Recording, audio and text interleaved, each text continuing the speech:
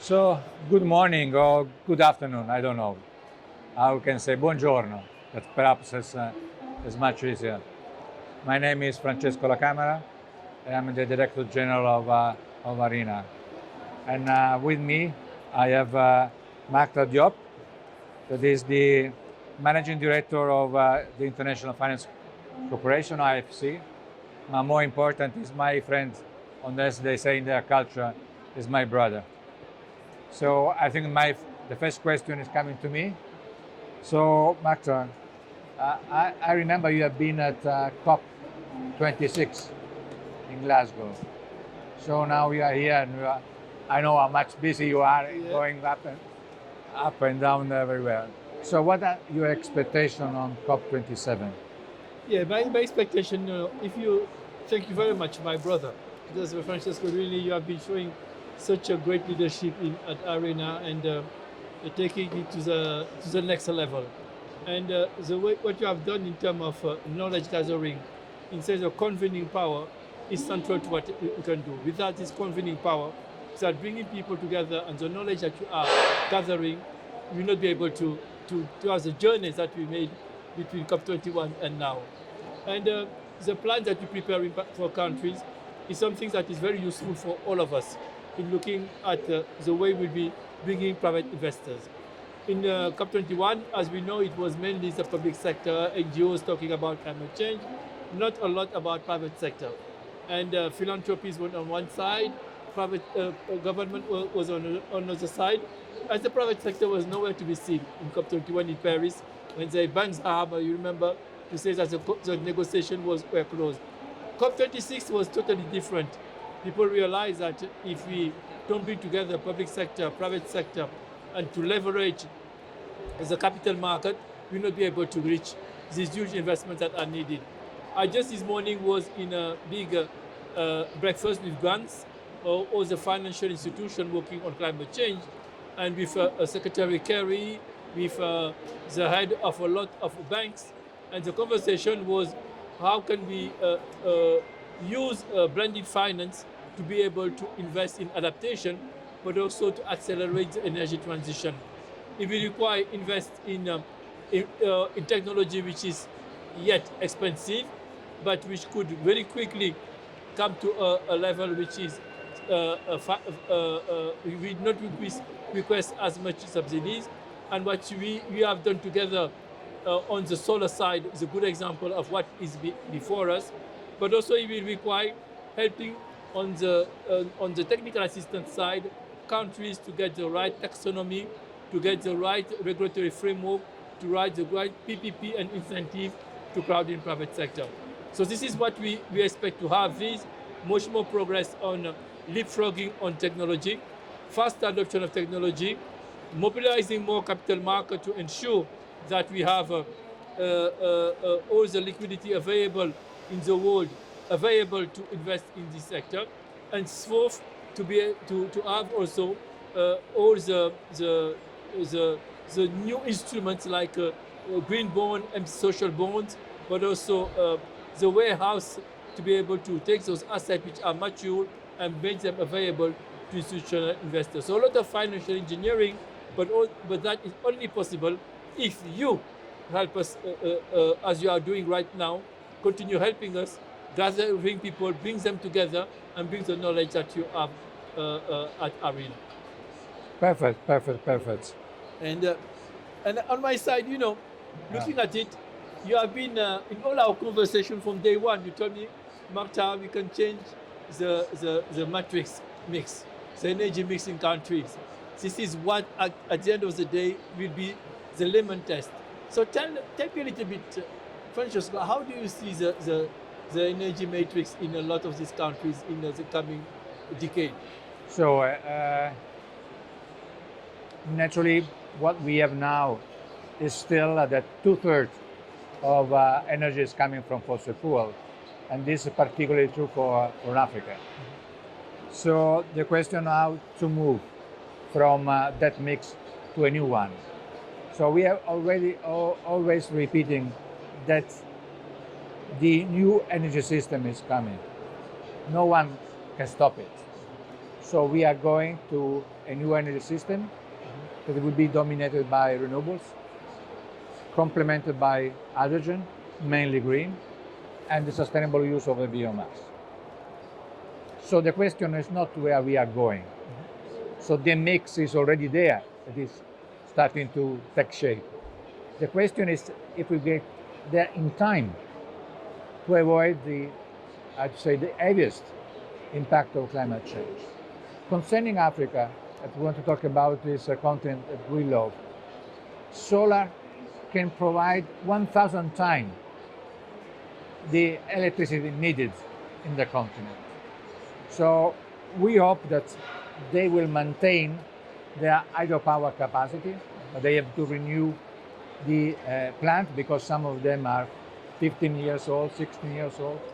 So hydropower is important. Solar will grow up inevitably, but there is also space for wind. And what is important is coming, and we make clear on our report on the geopolitics of hydrogen, that Africa will be the powerhouse for green hydrogen. So it's very important is how we see the mix coming. Naturally, there are still barriers for it, and we have tried to overcome with our work. And this respect, you mentioned the private sector. So we are talking about private investment. And what is your vision concerning the role that private sector can have in Africa, and also for green hydrogen? We are discussing, you are starting to think about funding some of these projects. No, absolutely. I think that green hydrogen will be one of the technologies that will need to be scaled up. And we have some examples that we are trying to start implementing.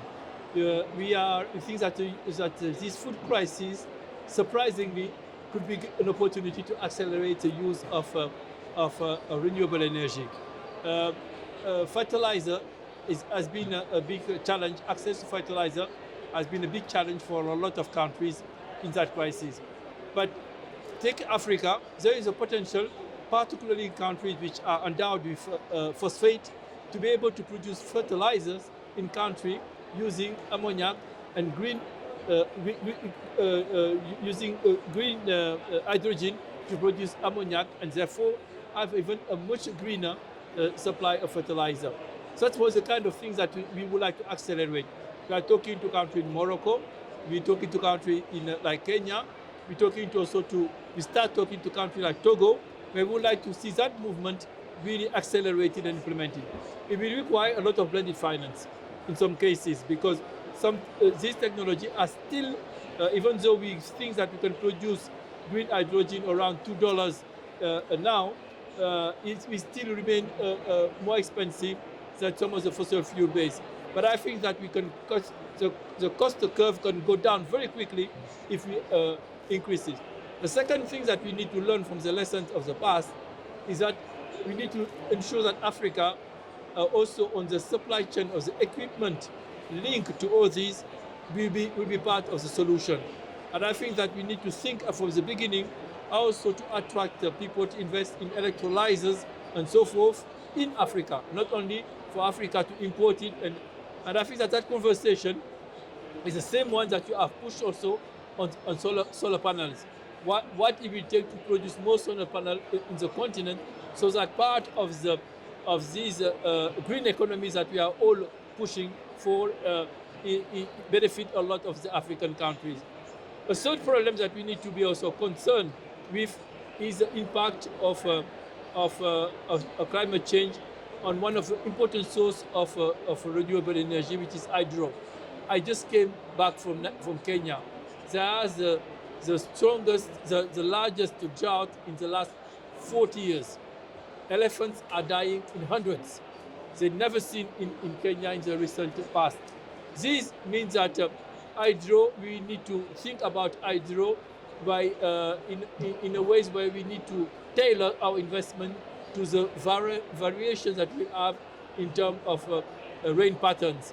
But that means that we need to continue to be more efficient in using water, to use mini dams more efficiently, but also to alert the rest of the world that climate change is also affecting our long-term sustainability in water.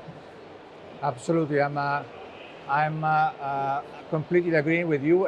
If I can add on this, there are two elements that I think are relevant to overcome the existing barriers on doing what you have said fast. Yeah. The first thing that we have in this mixing use of resources, and when we talk also about the role of the government and the multilateral financial institutions, I think that infrastructure is a key point. So we know that Africa has the strongest potential, as we say, on green hydrogen in the world. How we connect this capacity with the market? And this applies for all the other forms of renewables. So if we want the private sector in, how we can have the private sector in if the infrastructure is not ready to receive and transmit the electricity? So I think this is an area where IRENA want to work, also connecting the grid of the land with the grid of the sea, and making the sea working on green. So these are important. Another point that you make that I completely agree is that the green industry.